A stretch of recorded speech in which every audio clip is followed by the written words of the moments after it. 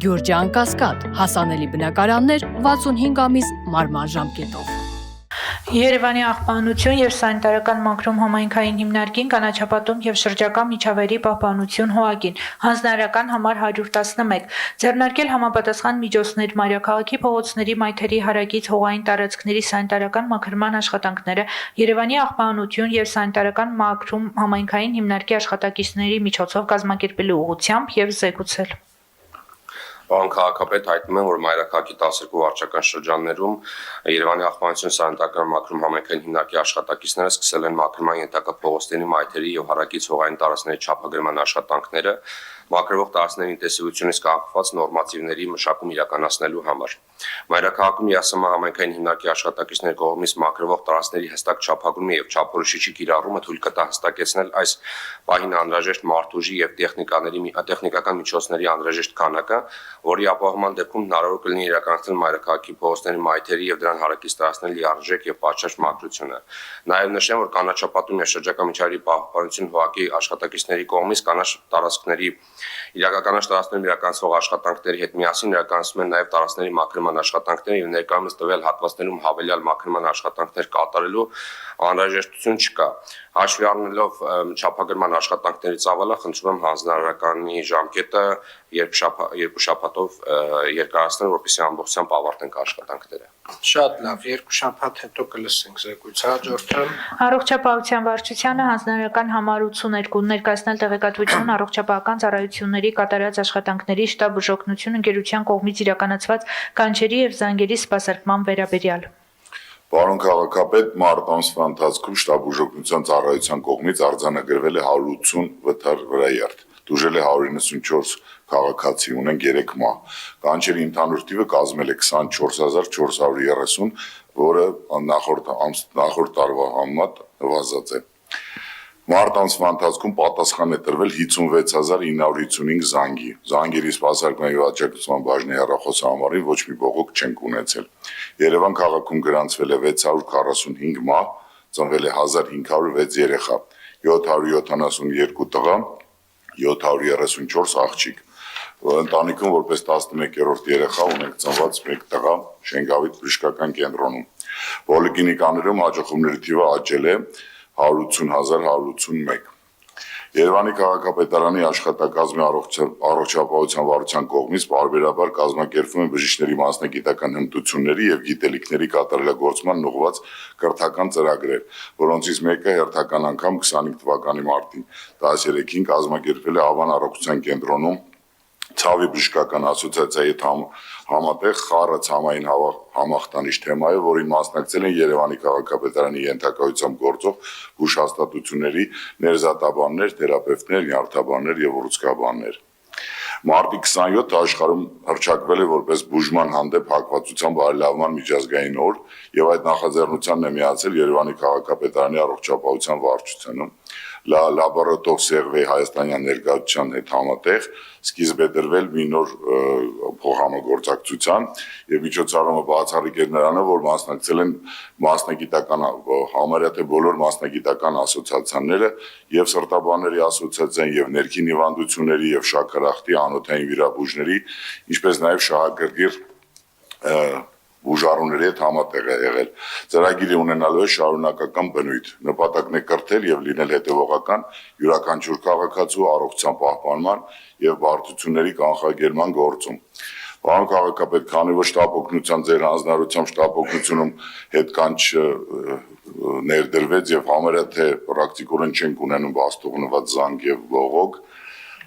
նույնը ուզում ենք ներդնենք առողջության կենտրոններում, ուստի խնդրում եմ, եթե հնարավոր է հանձնարարականի անունը փոխենք որպես առողջապահության վարչության ամենամսյա զեկույց։ Շատ բարի, այո, արդեն կարծում եմ վաղուց պետք է փոխենք անվանումը, որովհետև որքան էլ որ տարօրինակ չէ, բայց ժամանակին մենք այդպիսի ժամանակներ ունեցել ենք, երբ որ մարդը ցանկում է շտապ օգնություն եւ կարող էր հասանելի չլիներ շտապ օգնությունը, հիմա նմանատիպ դեպքերը բացառված են, եկեք փոխենք արդեն նաեւ հանձնարարականը։ Հաջորդ Բնապահպանության վարչությանը հանձնարարական համար 90 ներկայացնել 2025 թվականի մարտ ամսվա վերաբերյալ օդի որակի չափման սարքերից ստացված տվյալները։ Հարգելի պարոն քաղաքապետ, Երևան քաղաքում շինհրապարակներում տեղադրված օդի մոնիտորինգի 103 կայաններից 2025 թվականի մարտ ամսին ստացված տվյալներով օդի որակի ինդեքսի միջինացված արժեքը PM2.5-ի համար կազմել է 91, իսկ PM10-ի համար կազմել է 37։ Այդ արժեքները գտնվում են լավ կամ չափավոր աղտոտվածության միջակայքերում։ Այսքանը շնորհակալություն։ Շնորհակալ եմ, պարոն Ավետիսյան։ Մի փոքր խոսենք կրկին այս թեմայից, որովհետև հանրությանը ամենահուզող հարցերից մեկն է եղել եւ պարբերաբար կարծում եմ անդրադարձ պետք է ունենանք, ինչպես նաեւ մեր միջոցառումների ծրագրին, մասնավորապես այն ռազմավարությանը, որը որ օդի որակի խնդիրները վերացնելուն է միտված։ Այս սեզոնին արդեն իսկ օդի որակը Երևան քաղաքում էականորեն փոխվում է դեպի լավը։ Ճիշտ եմ արձանագրում։ Եվ սա ցույց է տալի մեր 173 սարքերը, որոնք որ տեղադրել ենք Երևան քաղաքով մեկ։ Եվ բայց մենք ունենում ենք խնդիրներ հիմնականում ձմեռվա ամիսներին, եւ դա պայմանավորված է ինչով, պարոն Ավետիսյան։ Պարոն քաղաքապետ, ձմեռային ամիսներին մենք յուրաքանչյուր տարի ունենում ենք այդ խնդիրը, պայմանավորված եւ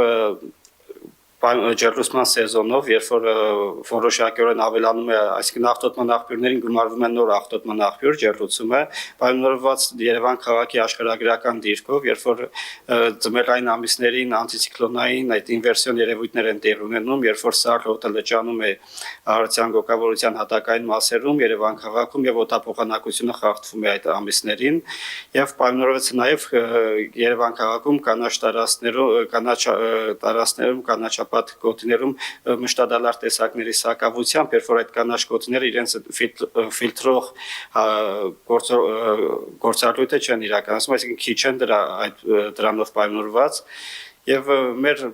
գործողությունների ծրագրում, քարտամյա գործողությունների ծրագրում մենք նախատեսել ենք միջոցառումներ, կուզենայի տեղեկացնել նաև, որ շրջակա միջավայրի նախարարության կողմից եւս մշակվել է մթնոլորտային օդի պահպանության բնագավառում 2025-2030 թվականների համալիր միջոցառումների ծրագիրը, որը շատ համահունչ է նաև մեր առաջարկած քարտամյա ծրագրին եւ հաջորդ շաբաթ մենք հանդիպելու ենք շրջակա միջավայրի նախարարության մեր գործընկերների հետ, հասկանանք մեր միջոցառումների ծրագիրը ինչպես է ինտեգրվում կառավարության այդ որոշմամբ հաստատվող հնգամյա գործողությունների ծրագրին, որտեղ շատ գործողություններ եւ մենք ենք առաջարկել եւ իրենց ծրագրում է նախատեսված եւ կան որ